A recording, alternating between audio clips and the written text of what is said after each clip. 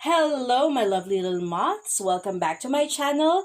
This is your magical girl, Fire Moth Tarot.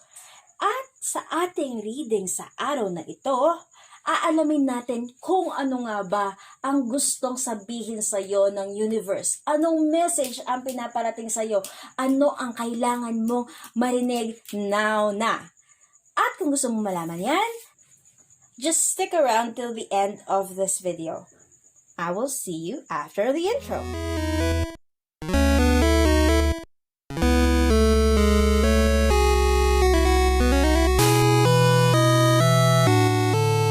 Again, welcome back. Ang reading na ito ay para malaman mo kung ano nga ba ang binubulong sa iyo ng universe. Anong message ang pinaparating nito? Ano ang kailangan mong alamin? Anong kailangan mong malaman now na sa moment na nakita mo to? And I'm very happy that you clicked on this video, whether you are viewing this right after ko i-upload or whether you're viewing this way into the future, this would still apply to you. Nakita mo ang video na to sa tamang panahon. Ngayon, we have 4 piles. Pile 1, we have here the key. Pile 2, the cork. Pile 3, matches. And pile 4, incense resin. I will give you time to look at these piles. Pakiramdaman mong mabuti kung alin dito yung para sa'yo. Huwag mong ibabase sa mata or sa isip. Puso yung pagganahin mo. Pakiramdaman mo. Maaari mong i-pause ang video na to if you still need time to decide kung alin dito sa mga pile na to ang kailangan mo. Matapos mong pumili, tignan sa description box ang timestamp ng napili mong reading.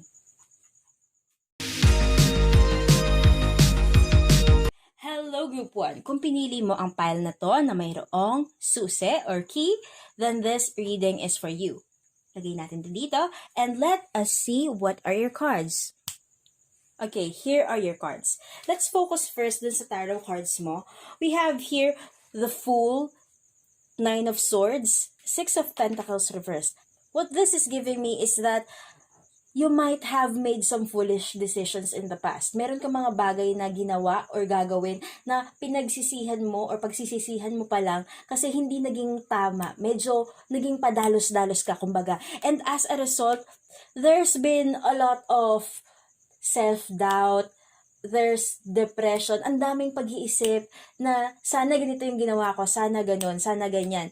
And because of that, parang feeling mo, yung mga opportunities na dapat darating sa'yo, hindi na dumarating. Anong sinasabi nitong mga baraha sa'yo is that if you're going to be negative about this whole situation, mas magiging negative siya.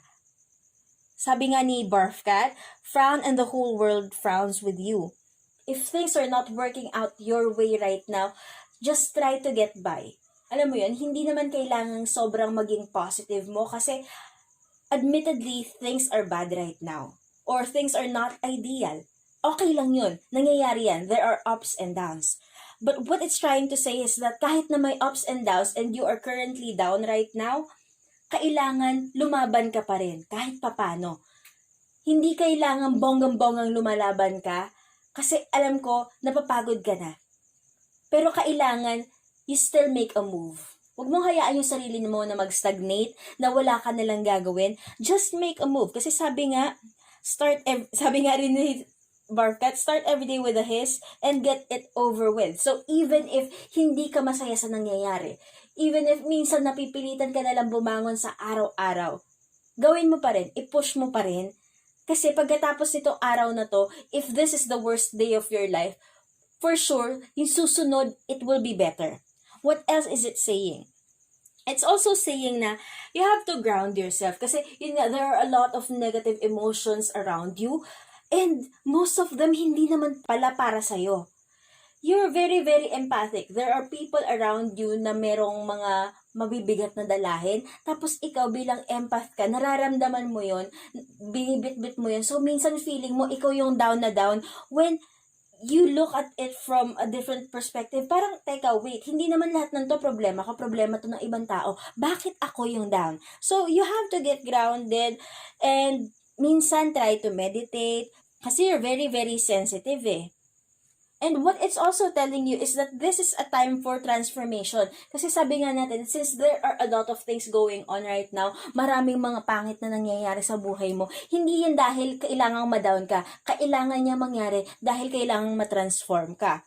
So, sabi niya, things are changing. And with changes kasi, there are, kumbaga, birthing pains. Kasi 'di ba, ang babae pag nanganganak, masakit 'yan, nagle-labor. Kumbaga, right now you're at labor, you're giving birth to something new, to a new you. And what the universe is telling you is that in any moment, you can surrender to the powerful presence of love through prayer, contemplation, and stillness. So, inuulit niya yung sinabi ko kanina na try to meditate. If you're a religious person, magdasal. If you're not very religious, try to meditate. Give yourself some time to have silence, at least 15 minutes a day, to clear out your mind. Kasi masyado mo siyang pinag-iisipan. Ang dami mong iniisip na problema na minsan hindi mo naman talaga problema. Okay? So, meditate. If you want, you can pray. Whatever you believe in that gives you strength, pag-isipan mo, it's okay kahit ano yan. Now, let's see if there are other messages for you. Let's look at your tarot cards. Oh! Nako, ang daming tumalon. Tingnan natin kung ano ang mga tumalon na cards. Let's see, baka, okay, mas specific pa doon.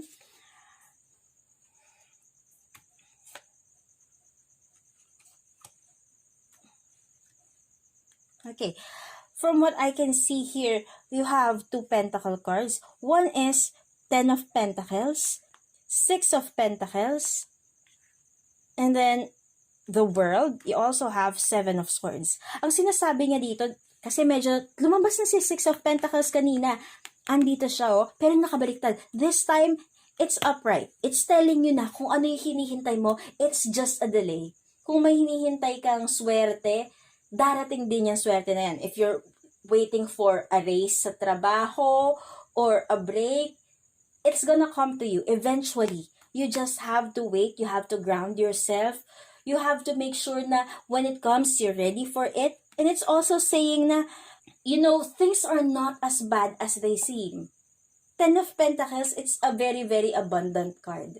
Kahit na nakabaliktad yan, ang sinasabi lang yan sa'yo, you're abundant. You just have to accept it. Accept abundance into your life. And also, we have the World. What it's telling you is that although ang daming changes na nangyayari, yung changes na yan, nandyan yan, nangyayari yan, para lumawak yung mundo mo. Para lumawak yung perspective mo. Hindi yan nandyan para, yun nga, hindi yan nandyan para panatilihin kang nasa ilalim, kundi one day you will end up being on top because the world is round. So, hindi lang tong tarot cards ko ang round, kundi pati ang mundo, bilog, iikot din yan. And another thing here is, you have the 7 of Swords. When you have the 7 of Swords, it's telling you about either cheating or lying or keeping something na important from someone else. So, sino ba yung niloloko mo? Sarili mo ba? Like, are you lying to yourself about certain things? Ang sinasabi niya is you have to be honest to yourself. So, whether that be dun sa mga pangangailangan mo emotionally or physically, yun, maging honest ka sa sarili mo. You also have to be honest to the people around you. If hindi mo na kaya, if maraming iniisip ko masyado, hindi mo kailangan yan kimkimin sa sarili mo. Hindi mo kailangan sabihin na, okay lang ako, okay lang ako. Kasi, there are people around you that might be able to help you. You have to reach out, okay? So, wag mong itatago yung mga yan. Okay, hanggang dito na lang ang reading ng Group 1. Maraming salamat sa pakikinig. If you like this reading, give us a thumbs up and subscribe to this channel. I will see you in my next video. Bye!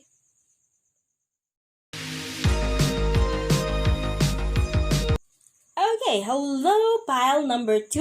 If pinili mo itong cork na ito at ang pile na ito, ang reading na to ay para sa'yo. Ngayon tignan natin kung anong mga cards mo. 1, 2, 3.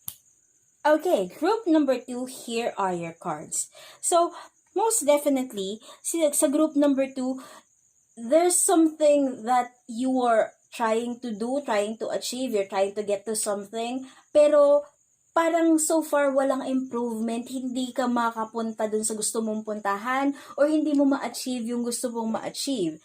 And there's also a sense of being stuck at where you are right now, and you're very, very tired. Like, there are certain things na parang nasa nasa end of a cycle. There's something that's going to end, and you're already very tired of it. And at the same time, there's this feeling na kailangan ng more connection with other people. Like, you need to talk more with other people, especially your friends, your family, because that's gonna help a lot with whatever you are going through right now. And sinasabi nga niya na patapos na to. Kung ano man tong pinagdadaanan mo, patapos na. Huwag mo na masyadong dibdibin kasi everything will be okay in the end. Another thing that it's saying is that you have to be more adventurous in life. Like, right now kasi, yun nga sabi natin, there's a feeling of being stuck. And that feeling of being stuck is because there's a lack of, parang kulang sa, hindi lang sa drive kulang din sa tapang, lakas ng loob, kasi there are a lot of fears in you. Marami kang ikinakatakot sa buhay, kinakatakot sa mundo. Ang sinasabi niya, huwag kang matakot. Kasi whatever happens, you're still gonna land on your feet. You're still gonna be okay. You're still gonna flourish. Huwag matakot. Sinasabi rin niya na this is a rite of passage. This is the threshold, kumbaga. Sabi nga natin kanina, di ba, matatapos na to. Ito yung threshold. Merong liwanag dun sa kabila. Everything might be very, very dark right now. Everything might be full of mystery and it's very scary. I will tell you that. It's very scary. Madilim. Pero, paglabas mo dun sa part na madilim na yon, magiging okay na. Sabi nga natin to, threshold to.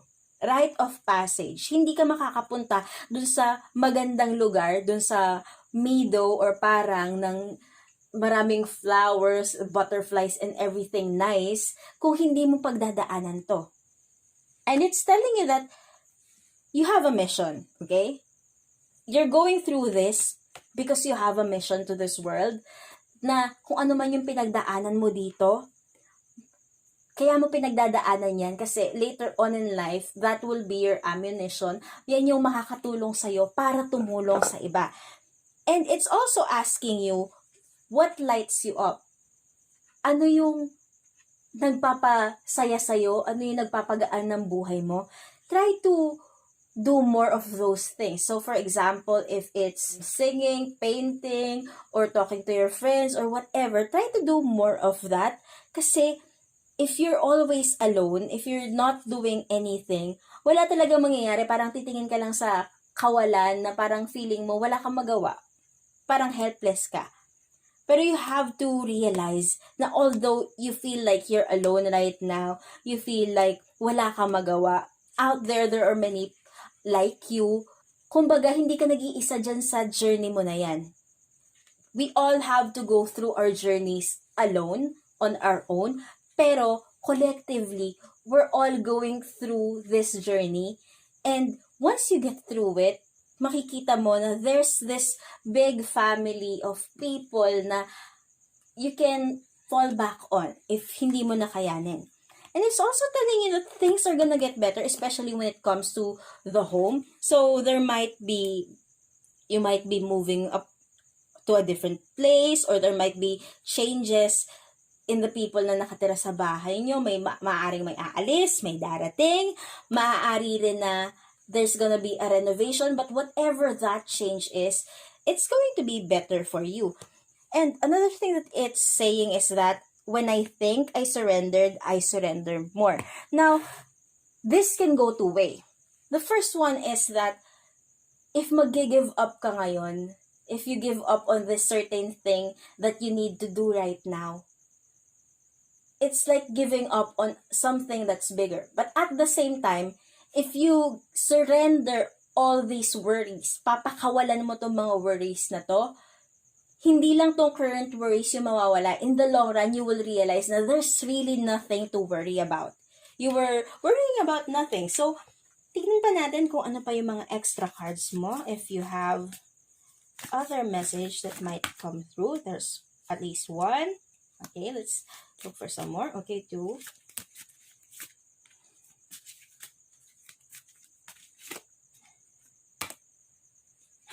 I don't know why, but I feel like that is also for you.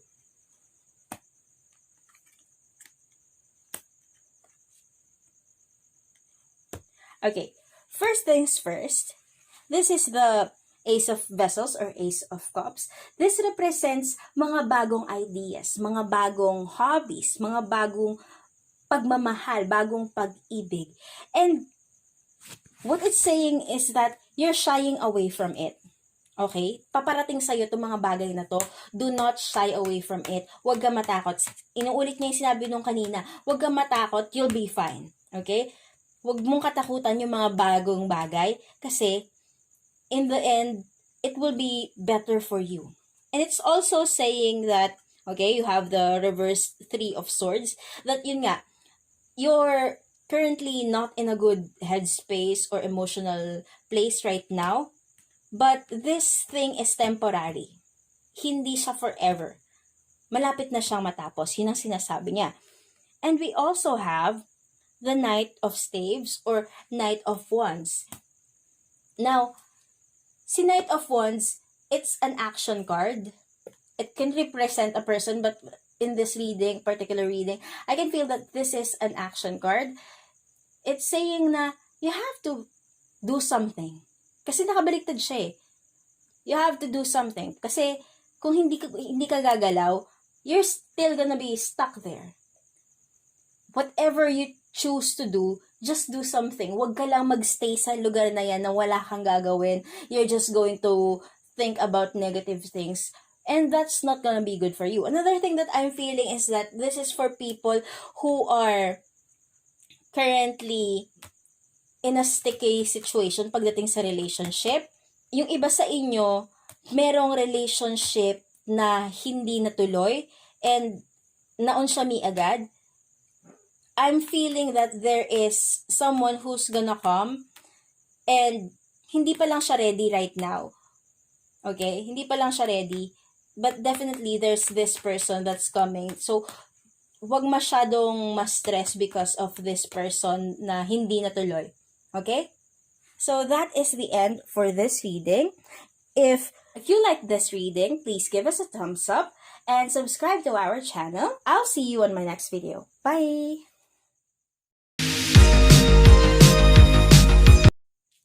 Hello, group number 3. Kung pinili mo ang matchbox na ito at ang pile na ito, ang reading na ito ay para sa'yo. So, let's look at your cards. And these are your cards. Okay, so group number 3, from what I'm sensing in your cards, there are things that you need to let go of right now. Okay? So, sinasabi niya na kaya mo nang pakawalan itong mga bagay na to. So, whether that be old relationships that didn't work out, old ideas, mga pangarap na feeling mo hindi mo na matutupad, or mga bagay na you're holding on to them unhealthily, it's time to let go of them. And although right now, there is a lot of darkness, may mga kadiliman, may mga bagay na hindi mo alam. You're very, very uncertain, very, very unsure. And also, there's a lot of emotions going on right now. Ang emotions are very, very high at this moment. It's just telling you that things are gonna be fine. Galingan mo lang. You just have to work on yourself. It's also telling you na this is a sign that you're going to be very lucky very soon, na I see a lot of financial gains for the people who picked this file. However, what I'm feeling is that do not focus on the finances, okay? Huwag dyan ang focus mo kasi you have to focus on more important things in life. And it's also saying na you have to say yes. Like if there is a question right now in your head, whatever that question is, like if you should do this thing, yes, do it. Do it now. Okay? And it's also saying na you have to nurture yourself. These two cards, pareho siya halos ng sinasabi. This one is saying na develop yourself, develop your talents, na galingan mo palalo kung ano man yung ginagawa mo. And at the same time, you have to take care of yourself. Huwag mong pababayaan yung sarili mo na be your own mom, and just remember na there are times that you will feel down and out, but you have to cheer yourself. You have to take care of yourself. Remind yourself na, oy, kailangan mong kumain. Oy, hindi pwede yung depressed kang ganyan, hindi ka naliligo, hindi ka lumalabas. Go out, do things, eat, drink water. You have to remind yourself kasi there's no one else who will do that for you. It has to be you. And that's not a sad thing, okay? It just means na you are strong. You can do this. It's also saying that yung mga bagay na you're insecure about, you're scared of, you don't have to fear any of them. You have special protection. You are guarded, especially when it comes to your family. Maybe uncertain ka ngayon sa mga bagay tungkol sa kanila, whether that is their health, their finances, or kung ano man. Your family is guarded and so are you. Huwag ka mag-aalala. It's also saying that your faith has the power to turn trauma into healing, conflict into growth, and fear into love. So, sinasabi niya na have faith. Not just faith na pang simbahan or pang religion. Yes, that's included. That can be. But you have to have faith in yourself. Magtiwala ka sa sarili mo. Magtiwala ka sa universe that it has your best intention in mind. Okay? And when you do that, you have to trust na yung pagtitiwalang yun, kung ano man yung mga pangit na nangyari in the past, yung mga trauma mo, magagamit mo yan in the future na marami kang natutunan, maia-apply mo yan sa buhay mo, at may mga tao kang makikilala na matutulungan mo rin na dahil na daanan mo na tong mga problemang to, na daanan mo na tong mga pagsusulit na to, matutulungan mo silang malagpasan rin nila ito. So, overall, what I can see is a sense of healing yourself, because, you know, mother cards, it has this healing quality to them, nurturing. So, you have to nurture yourself. Nurture your emotions, those that are seen, and yung mga emotions na nakatago. Kasi what I'm sensing from this is that you have all these pent up emotions na hindi mo alam sa sarili mo na ganito na pala yung nararamdaman mo kasi hindi mo masyadong pinapansin. And once you heal those, you will be ready to let it go. Okay, let's look at your other cards. Tingnan natin kung may iba pang message for you. Okay. That's a bunch. You have 3 of Pentacles. You have Ace of Staves. And you also have Knight of Swords. Okay. The 3 of Pentacles is telling you that you have a support system. You have a community. You have all these people who are willing to help you. You just have to reach out to them. And at the same time, it's telling you na you have to start kasi yung mga bagay na magagandang paparating sa'yo, hindi yun darating ng kusa. Kailangan ikaw mismo, ikaw muna yung gumalaw. And from what I can see here with the Knight of Swords, you have a lot of bright ideas, great ideas. Ang kulang lang sa'yo, execution, okay? So, overall, what it's saying is that you have to move on from the past. You have to move on from all that has hurt you. Kailangan mong gumalaw. Kailangan mong kumilos. Kailangan mong mag-move on kasi marami ka pang gagawin. Ang daming in store for you. Ang daming paparating na opportunities. Ang daming paparating na swerte. You just have to say yes to all of these. Okay? So, hanggang dito na lang ang reading ng pile number 3. If you like this reading, please give us a thumbs up and subscribe to our channel. I will see you on my next video. Bye!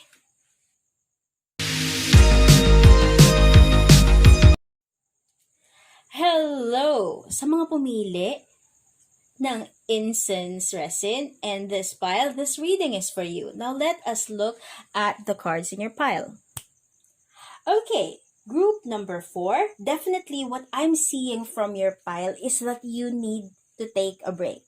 Rest. Magpahinga. Bakit po? Kasi, ang sinasabi dito, there's a lot of gulo, trouble, or like, everything is just very messy right now. Ang gulo-gulo, ang daming problema.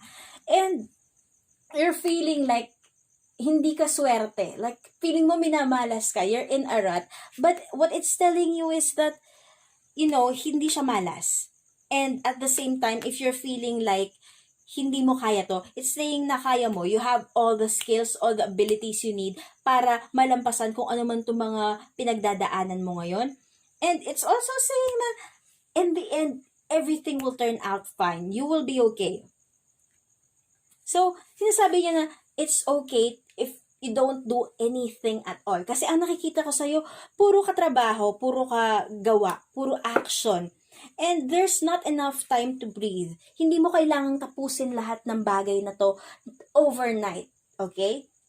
Minsan kasi parang kahit hindi mo na trabaho, kahit hindi mo na problema, ikaw pa yung tumatrabaho, ikaw pa yung problema. And you're pushing away your emotion, you're keeping them out, and you're just keeping yourself in these four walls na parang, okay, tatrabaho lang ako, gagawin ko lang itong mga bagay na to, kailangan ko matapos to. But, what you need to see is that hindi mo kailangan gawin lahat yan mag-isa. You can ask help from other people, whether that help is actual help na para sa trabaho or para sa earning money, or it can also be emotional help, like emotional support, kumbaga. Hindi kailangan ikaw lahat ang bumambata, hindi kailangan ikaw lahat ang nagbibit-bit niyang problema na yan. And it's also telling you that you have to set boundaries, okay? Ishtar is telling you to set boundaries. She's telling you to love yourself. Mahalin mo yung sarili mo. And it's okay to say no, okay? Ha? So, you can say no to others. Hindi pwedeng demand lang sila ng demand sa'yo. Lahat, ikaw na yung nauubos, na-drain ka. Hindi pwede yun. Kailangan, meron ka ring time para sa sarili mo. At kailangan, meron kang time para mag-recharge. Kasi, kahit na mahal mo tong mga taong to, kahit na gusto mo silang tulungan, pag ikaw na-drain, wala kang mabibigay sa kanila eh. So, kailangan nagtitira ng time, ng space, ng pagmamahal para sa sarili. Kasi kung puro bigay ka, at one point in time, mauubos rin yung pinagkukuhanan mo eh. Kung pera man yan, or energy, emotions, pagmamahal, merong hangganan ng lahat. It's not infinite. Pero pwedeng mag-recharge. Yun yung sinasabi niya. Hindi niya sinasabing tumigil ka na forever. Ang sinasabi lang niya, baba mo muna yan. Umupo ka muna dito, relax, give yourself time to breathe, okay? It's also telling you that you should choose to learn through love.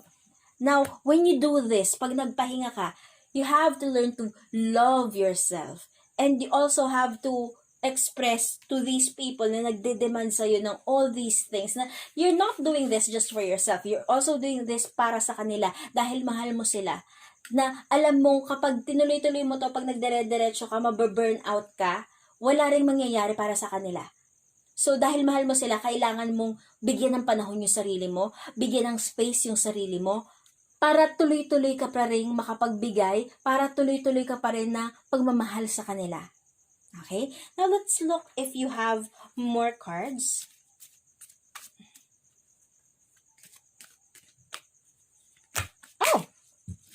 Let's see, you have quite a few cards na nalaglag.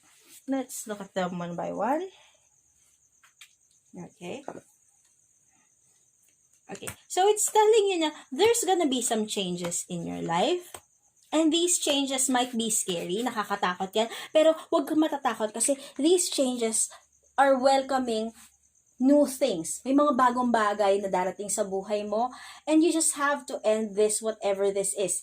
It can also mean na you have to end this cycle of not paying enough attention to yourself, not giving yourself enough time para magpahinga. Also have the 9 of Staves.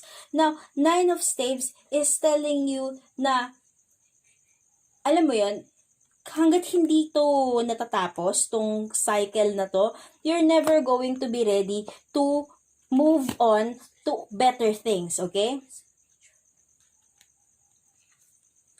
it's also telling you that there will be something na financially or career-wise, there's something or someone na darating, and it's a positive thing. So, itong mga agam-agam mo, itong mga worry mo, don't pay any attention to them. You just have to focus on yourself muna, focus on recharging yourself, and this will certainly come to you. You also have the Four of Swords in reverse. Yun nga sinasabi niya, it's time to rest. Pero yung time to rest na yun, huwag mong gagamitin yun para mag-isip masyado, okay? When you rest, you have to rest pati yung mind mo, okay? And when you rest, although nakapahinga yung mind mo, after that, you can start planning. You can start planning ahead kasi na-refresh ka na eh. So again, uulitin natin, this cycle has to end. There are things na matatapos at hindi ka makaka-move on dun sa mga current troubles mo, dun sa mga current concerns mo, hanggat hindi mo tinatapos yun kasi you will not be ready to move on. And at the same time, it's telling you na may darating sa buhay mo. It could be a person, it could be a new job offer, it could be anything positive. And what it's saying is that para dumating yan, you have to give yourself time to rest, time to recharge. Huwag masyado mag-isip. Huwag torturein ang sarili kakaisip. Kasi, pag dumating na to, you will need time para mag-plan ahead. To look to the future with a refreshed na mga mata na hindi ka na masyadong stressed, hindi na masyadong puro worries yung nakikita mo. Kasi this time, medyo mas malinaw na nakapahinga ka na, hindi na puro negative yung laman. Okay po ba? So that will be the end of this reading. Maraming salamat sa pakikinig. If you like this reading, please give us a thumbs up and subscribe to our channel. Maraming salamat. Hanggang sa muli, I will see you in my next video. Bye!